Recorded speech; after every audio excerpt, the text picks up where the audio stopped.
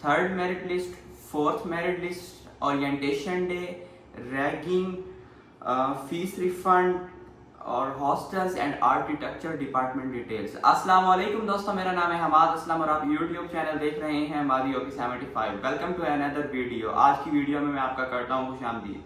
Scenes कुछ ऐसे हैं कि आज बरोज़ 12 अगस्त थर्ड मेरिट लिस्ट आई है कॉमसेट्स की। एक तो ये आज की जो वीडियो होगी ये मेरिट लिस्ट तो मैं बताऊंगा इसी थर्ड, उसके साथ साथ ये सारे जो है ना क्वेश्चन इन सब के मैं रिप्लाई करूंगा।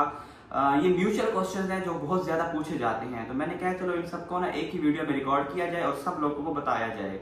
सबसे पहले हम वीडियो को स्टार्ट करते हैं थर्ड मेरिट लिस्ट के साथ। काफ़ी फील्ड में हमें क्लोजिंग मेरिट जो था ना वो क्लोज मिल गया है।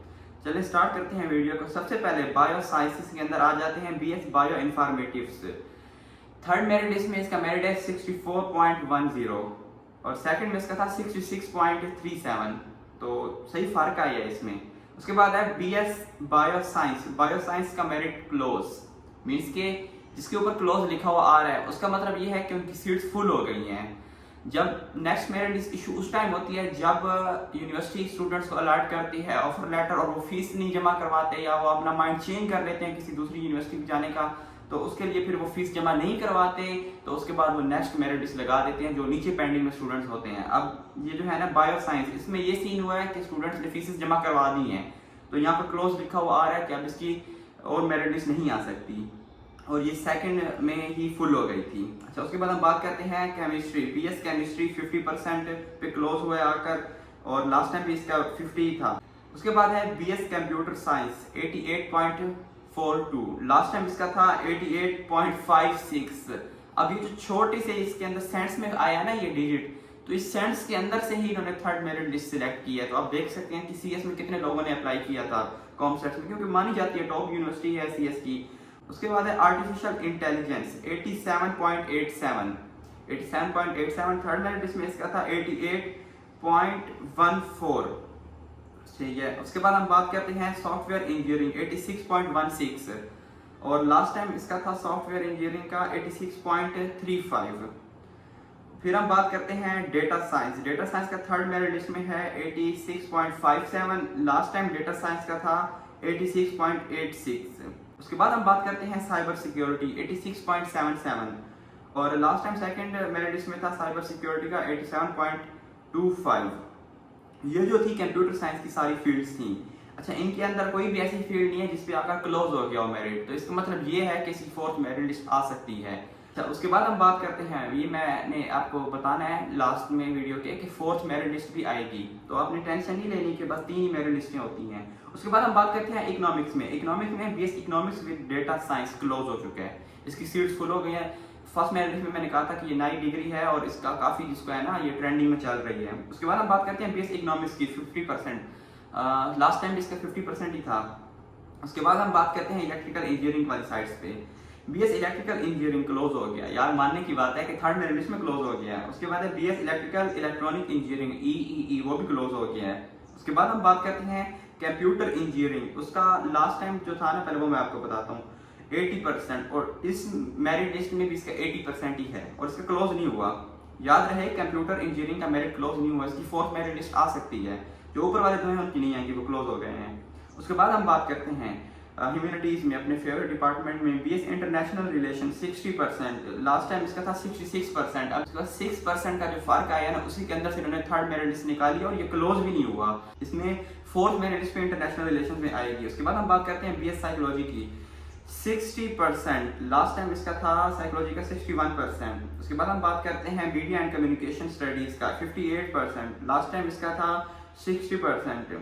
उसके बाद हम बात करते हैं BS English, third merit list में भी 50 है और लास्ट में भी 52 था, 2% का फर्क आया है। उसके बाद है management sciences BS accounting and finance, BS accounting and finance यार 69.92 और लास्ट टाइम इसका था 70%, मतलब कि एक डिजिट के अंदर ही इन्होंने मेरिट लिस्ट बनाई है थर्ड। और उसके बाद हम बात करते हैं BS डेटा एनालिटिक्स की, उसके अंदर है 74% और लास्ट टाइम इसका था 75%।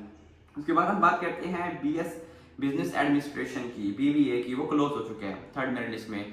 और उसके बाद हम बात करते हैं लास्ट टाइम इसका जो था ना BBA का जहाँ पर क्लोज हुआ है वो 63 पर हुआ है, मीन्स के इस डिजिट के दरमियान में ही इन्होंने मेरिट लिस्ट क्लोज कर दिया, थर्ड मेरिट लिस्ट। उसके बाद हम बात करते हैं मैथमेटिक्स में BS math with data science 54% और लास्ट टाइम इसका था 56% सेकंड मेरिट लिस्ट में।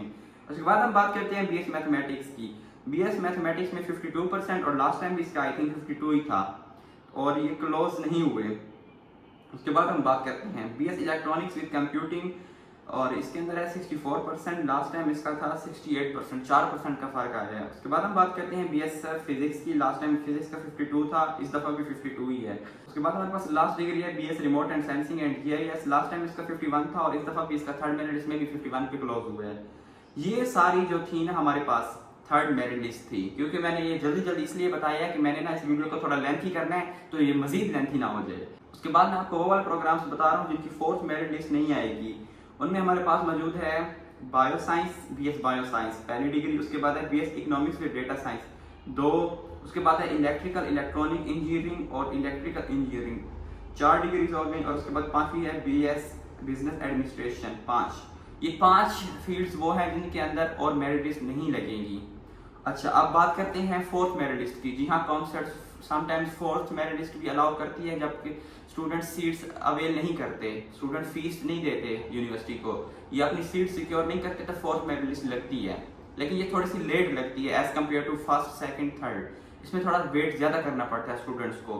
तो आपने टेंशन नहीं लेनी है, अगर आप लोगों का कोई मेरिट नज़दीक नज़दीक बनता है तो आपको डाउनफॉल 4% भी मिलेगा, ये भी हो सकता है। ठीक है, अब फोर्थ मेरिट लिस्ट मेरे हिसाब से 23 तारीख तक आएगी, 23 या 24 तारीख तक आ सकती है fourth merit list of concepts. अच्छा, ये 2 हमने टॉपिक्स बहुत ही जल्दी में कवर कर लिए। तीसरा टॉपिक हमारा है ओरिएंटेशन डे। अब मैसेज आ रहे हैं कि भाई ओरिएंटेशन डे लाजमी जाएं, ओरिएंटेशन डे पे ना जाएं तो कोई मसला तो नहीं है। भाई मैं किसी वजह से नहीं आ पा रहा, तो यार इसका सीन ये है कि ओरिएंटेशन डे पे जाना मैंडेटरी नहीं है। अगर लिखा हुआ है तो खैर है, लेकिन मैंडेटरी नहीं है। ठीक है, जो आपको ओरिएंटेशन डे पे मिलता है, सबसे पहले तो आपने ना ओरिएंटेशन डे एट कॉन्सेप्ट्स मेरी वीडियो है, मैं उसका लिंक नीचे पेस्ट कर दूंगा वीडियो के नीचे। आप वो वीडियो देखेंगे, आपको कंप्लीट पता चल जाएगा कि ओरिएंटेशन डे होता क्या है और क्या क्या होता है।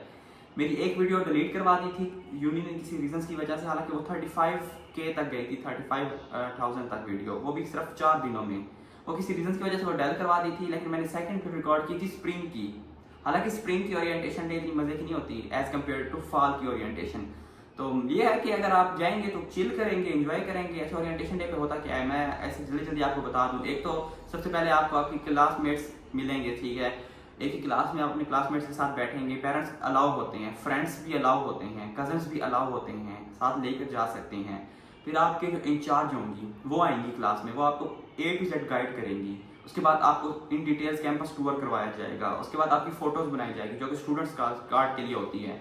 अच्छा, उसके बाद फिर खाना शाना लंगर शंगर होता है, ठीक है, और फिर डायरेक्टर साहब होते हैं या इंचार्ज कैंपस, वो स्पीच करते हैं और बाकी बस यही कुछ होता है। अच्छा, जो पिक्चर बनाते हैं वो आप फर्स्ट डे में बनवा सकते हैं एट कॉन्सेप्ट्स में, सेकंड डे में जा सकते हैं, वो इशू नहीं होता। आप फैकल्टी ब्लॉक जाएंगे और अपनी फोटो बनवा सकते हैं अगर आप नहीं जाते ओरिएंटेशन डे पर। ये सारी समरी होती है। मजीद ये वीडियो में नीचे लिंक लगा दूंगा ओरिएंटेशन डे, और नीचे ऐसे निशान लगाकर वो लिंक आप क्लिक करेंगे तो वो वीडियो आ जाएगी आपके पास ओरिएंटेशन डे एट कॉन्सेप्ट्स की। उसके बाद हमारे पास जो फोर्थ टॉपिक है वो है फीस रिफंड का। अच्छा भाई, हमारा एडमिशन हो गया है, मैंने फीस भी पे कर दी है, डॉक्यूमेंट भी सबमिट करवा दिया है, मेरी दूसरी यूनिवर्सिटी से ऑफर लेटर आ गया या दूसरी यूनिवर्सिटी पे मेरा नाम आ गया, मैंने तो 100% फीस दे दी है, मेरा क्या होगा? तो आपने यार ऐसा करना है कि आपने यूनिवर्सिटी जाना है, वहाँ पर फैकल्टी ब्लॉक में जाकर, एडमिनिस्ट्रेशन में जाकर, वहाँ पर जो प्रोसेस है ये मैंने खुद किया हुआ है एक दोस्त का। तो वहाँ पर ये होगा कि वो आपको कहेंगे एक वाइट पेज पे एप्लीकेशन लिखें, वहाँ पर रीज़न बताएं कि आप किस वजह से रिफंड ले रहे हैं। उसके बाद एक बैंक अकाउंट दें और टाइटल दे दें। विद इन द 1 मंथ और 20 डेज आपको आपकी फीस उस अकाउंट में मिल जाएगी वापस। हाँ, याद रहे 35,000 के आप तो बढ़ा दिए उस टाइम, तो 23,000 थे, अब 35 या 30 होंगे, वो आपको वापस नहीं मिलेगा, जो कि एडमिशन फीस होगी, बाकी आपको सारी फीस रिफंड हो जाएगी। अच्छा, ये भी चौथा टॉपिक मैंने कवर कर दिया। रैगिंग, क्या कॉन्सेप्ट्स में रैगिंग होती है? सबसे पहले मैं आपको एक चीज़ बता दूं, 31 अगस्त को ओरिएंटेशन है, तो 1 सितंबर को पहली क्लास बन रही है मंडे वाले दिन। अच्छा, ये भी मैंने कवर साथ ही कर दिया, सही है। 1 सितंबर को आपकी पहली क्लास होगी। उस टाइम आपके सीनियर्स नहीं होंगे, आपके सीनियर्स 1 वीक बाद आएंगे कॉन्सेप्ट्स, ठीक है। आप फर्स्ट सेमेस्टर वाले ही पूरी यूनिवर्सिटी पे राज करोगे, पहला हफ्ता आप वहाँ पर सेटल हो जाओगे, आपकी थोड़ी रूटीन सीधी हो जाएगी। और उसके बाद सेकंड सेमेस्टर वाले और अपवर्ड सारे जो है ना माफिया, वो आ जाएंगे सेकंड वीक के अंदर। अच्छा, रैगिंग क्या रैगिंग, कैसी रैगिंग होती है या क्या रैगिंग करनी चाहिए। पर्सनली एक्सपीरियंस, कोई रैगिंग का कहता है तो रैगिंग करो, हाँ लिमिटेड हो और हाथ में हो, ठीक है, तो रैगिंग करो, एंजॉय करोगे। इतनी बुरी रैगिंग कॉन्सर्ट्स में नहीं होती और शुगर मेले वाली ही होती है। रैगिंग का ये फायदा होता है कि आपकी सीनियर के साथ ना एक अटैचमेंट हो जाती है, ठीक है, वो कहती है कि यार इस बंदे ने हमारी बात मानी भी थी। और वैसे भी इतनी बुरी रैगिंग्स कॉन्सर्ट्स में नहीं होती। अगर लिमिट में कोई रैगिंग करवा रहा है तो आप करें बेशक, ठीक है। अब कोई बदमाशी करके या बदतमीजी करके आपने कोई 30 मार खान नहीं बन जाना, ठीक है, यूनिवर्सिटी है। मैं एक और चीज़ आपको बता दूं, हालांकि ये हमारा टॉपिक नहीं है, कॉन्सर्ट्स अब्यूजिंग फाइट्स और इन चीज़ों पे बहुत सख्त है। मैं कहता हूँ आपको आपके पूरा टब्बर याद करवा देगी कॉन्सर्ट्स अगर आपने कोई अब्यूज़ किया या कोई लड़ाई की या किसी के साथ मिसबिहेव किया, सही है। ये बहुत स्ट्रिक्ट है इस मामले में, कोई भी ऐसा अमल ना करे। अगर कोई रैगिंग का कह रहा है, कोई ज़्यादा तंग कर रहा है रैगिंग का, तो 10वीं एडमिनिस्ट्रेशन में जाकर उस बंदे की रिपोर्ट करवा दें या उस डिपार्टमेंट में जाकर कोई ज़्यादा तंग करे। अगर लिमिटेड रैगिंग हो, लिमिट्स में रहकर, तो ज़रूर करें रैगिंग और इन्जॉय करें रैगिंग को, ठीक है। और मज़ीद ये भी होगा कि ओरिएंटेशन वाले दिन आपको एक नंबर दिए जाएंगे। अगर कोई ज़्यादा आपको तंग कर रहे हैं सीनियर्स या कुछ मिसबिहेव कर रहे हैं, तो आप उस नंबर को आपको देंगे, जो नंबर उन पर आप रब्ता करके बता भी सकते हैं कि हमने इस जगह पर सीनियर को देखा था और उन्होंने हमसे ये काम करवाया था रैगिंग में या ये मिसबिहेव किया था। तो वो फिर कैमरा से रिकॉर्डिंग निकाल कर वो आपको इन डिटेल सारा डेटा बता देंगे उस स्टूडेंट का, उसके ऊपर सख्त खिलाफ करेंगे और पेनल्टी लगाएंगे और सही फाइन लगाते हैं ये कॉन्सर्ट्स वाले। अच्छा, ये 3-4 चीज़ें मैंने इकट्ठी कवर कर दी। उसके बाद हम बात करते हैं ये आर्किटेक्चर डिपार्टमेंट जो है, उनकी मेरिट लिस्ट नहीं आई कि भाई हमारा हमने तो अप्लाई किया था ये वो।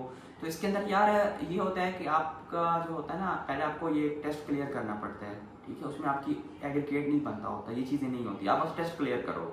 सेकेंड आपका होता है इंटरव्यू, आर्किटेक्चर वालों के लिए मैं ये बात कर रहा हूँ, वो इंटरव्यू आप क्लियर करें। और थर्ड होता है एक आपका ड्राइंग टेस्ट, ठीक है, वो आपको क्लियर करना पड़ेगा। ये तीनों टेस्ट जो क्लियर करता है तो उसकी सिलेक्शन हो जाती है, जो टॉप स्टूडेंट्स होते हैं। आर्किटेक्चर एक बहुत ही, जिसको कहते हैं कमाल डिपार्टमेंट है कॉमर्स का, CS की तरह, और इस पर बहुत ही ज़्यादा मेहनत की जाती है।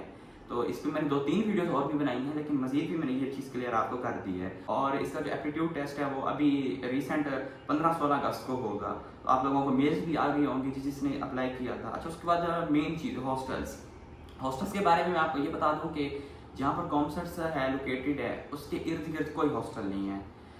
एक तकरीबन 2 किलोमीटर के फासले पर है, हाँ तकरीबन 2 के 1.5 किलोमीटर फासले पर हॉस्टल सिटी है, ठीक है। वहाँ पर तकरीबन 230 हॉस्टल्स हैं गर्ल्स बॉयज़ के, जिसके अंदर कैफ़ेज़ हैं और जिम्स हैं और बहुत चीज़ें हैं, चाय शाय औताक ये चीज़ें हैं, और बहुत ज़्यादा मतलब रेस्टोरेंट्स हैं और आउटिंग की चीज़ें हैं। तो उसको कहते हैं हॉस्टल सिटी, ठीक है। आपने नाम सुना होगा हॉस्टल सिटी का, मुझसे भी ज़्यादा बेहतर लोग जानते होंगे। तो उसका ये सीन होगा कि उस हॉस्टल सिटी में है तकरीबन 335 हॉस्टल्स। आप लोगों ने जल्दी नहीं करनी, ये मैं फ्री की एडवाइस आपको दे रहा हूँ, आप लोगों ने जल्दी नहीं करनी। लास्ट डेज में जाकर लाइक 28 अगस्त, 29 अगस्त, 30 अगस्त, 31 अगस्त को जाएं, डिस्काउंट्स लगे हुए होते हैं हॉस्टल्स में। अभी आप जाकर हॉस्टल रिजर्व करवाएंगे तो आपको फुल फीस देनी पड़ेगी, एडमिशन फीस, सिक्योरिटी फीस, ये वो, ठीक है। तो ये कम ना करें। तो मैं पहले ये ना करें कि हाय अल्लाह हमें तो कमरा नहीं मिलेगा, कमरा फुल हो जाएंगे, हॉस्टल नहीं मिलेगा। भाई हॉस्टल वाले आपको खुद पकड़ेंगे, आपका सामान उठाकर रूम तक लेके जाएंगे कि भाई हमारे हॉस्टल आओ, हमारे हॉस्टल आओ। हॉस्टल सिटी ऐसा सीन है, ठीक है।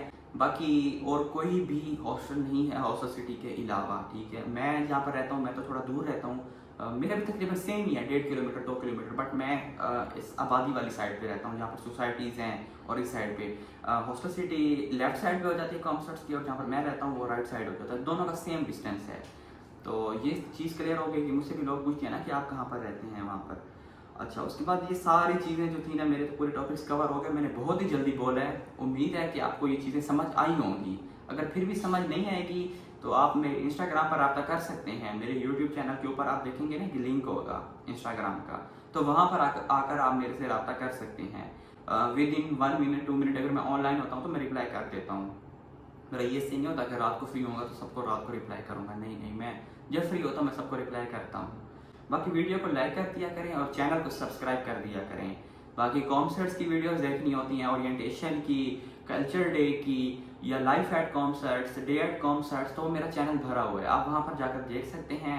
कैफेटेरिया, लाइब्रेरी, सारी वीडियोस मैंने वहाँ पर बनाई हुई हैं, मज़े के चैलेंज भी किए हुए हैं, और मैं तो काफ़ी एक्सप्लोर करता रहता हूँ इन चीज़ों को। तो उम्मीद है कि आपको आज की ये वीडियो जो थी इंफॉर्मेटिव लगी हो। सीन ये है कि अभी बस नमाज पढ़ते हैं और नमाज का टाइम हो गया है, तो वीडियो मैंने इसलिए जल्दी इन शॉर्ट बनाई है, कुछ गेस्ट आ रहे थे तो इसीलिए तो अगर कोई क्वेश्चन होता है, कोई क्यूरी होती है, कोई मसला होता है, कोई एडवाइस होती है, तो आप Hammad Aslam official HAMMADASLAMOFFECAL official, ये स्पेलिंग गलत है मुझे पता है, लेकिन यही अकाउंट के जो है ना हैंडल है। तो आप यहाँ पर मेरे साथ रब्ता कर सकते हैं। अपना बहुत बहुत ख्याल रखें, इंशाल्लाह मिलेंगे अगली वीडियो में। अल्लाह हाफिज़, टाटा, बाय बाय।